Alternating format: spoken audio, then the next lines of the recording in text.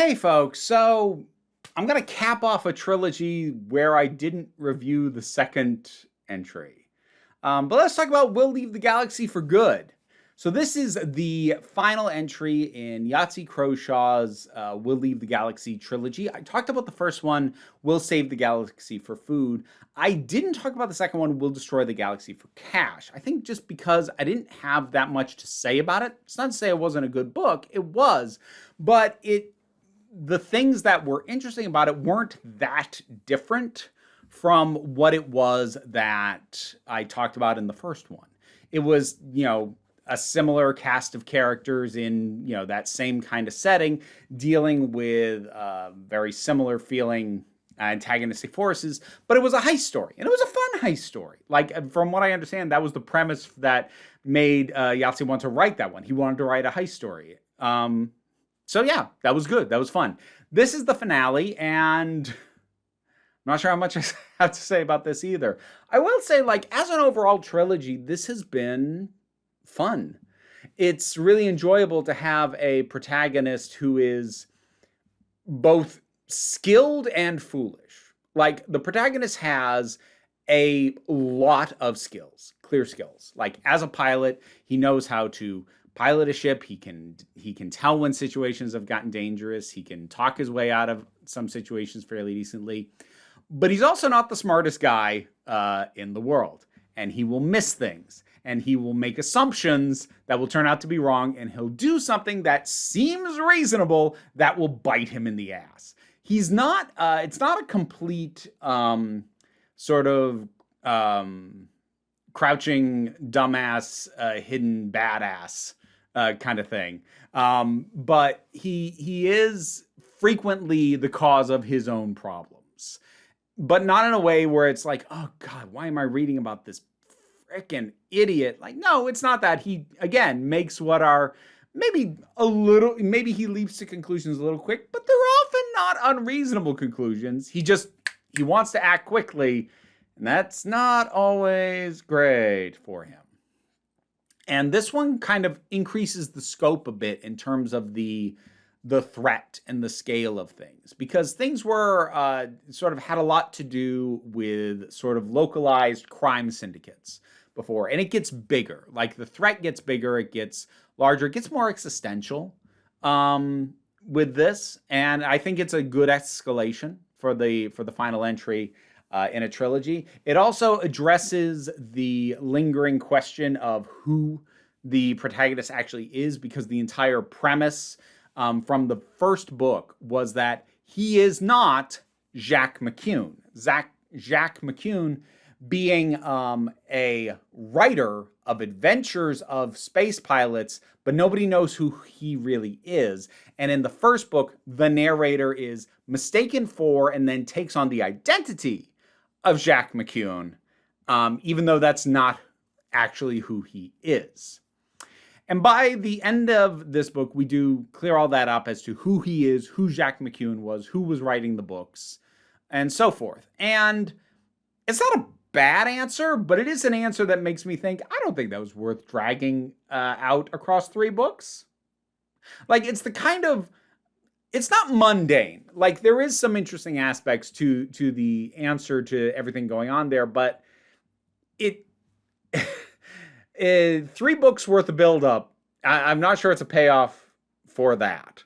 And it makes me wonder if when Yahtzee came up with, the premise, if he actually had an answer in mind. Like, if this was the answer all along, then maybe you should have addressed this in the second book.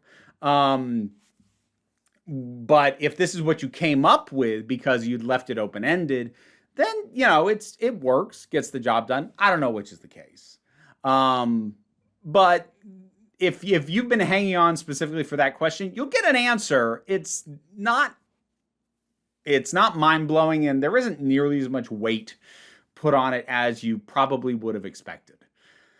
There is the fun for this is the tone. There is a playfulness to it that is, I don't want to call it Douglas Adams-esque, because I think Yahtzee is a pretty distinct narrative voice from Douglas Adams, but the sense of humor reminds me of Douglas Adams. The presentation of that humor, I think he has his own voice very much, but the ideas, the I'm not going to give you context for this. The idea that the replacement captain on a ship is a dog and everyone has to act like that's normal, that's a very Douglas Adams idea.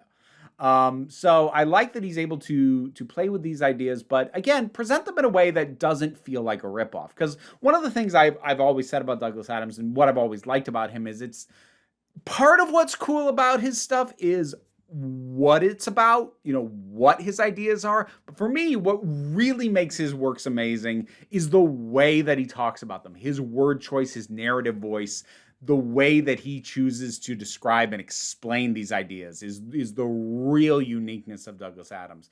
And I think it is a fair thing to come up with ideas that would definitely not be out of place in a Hitchhiker's Guide to the Galaxy universe, but present them in a narrative voice that doesn't feel like you're just trying to rip him off.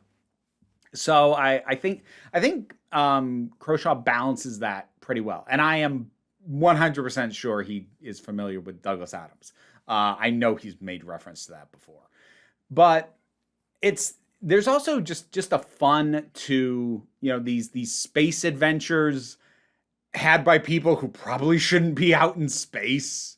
Again, like I follow a lot of Yahtzee's work, and he's mentioned before one of his favorite themes for something set in a sci-fi setting is bums in space, as opposed to the highly trained professionals at the top of their craft that you get in most of, say, Star Trek related stuff. Here, you're just getting some guy who's kind of okay as a pilot, and like, should you really be out here, man? And there are some characters who are skilled at what they do, and there's others like, you shouldn't be out here either. What are you people even doing here? Go home.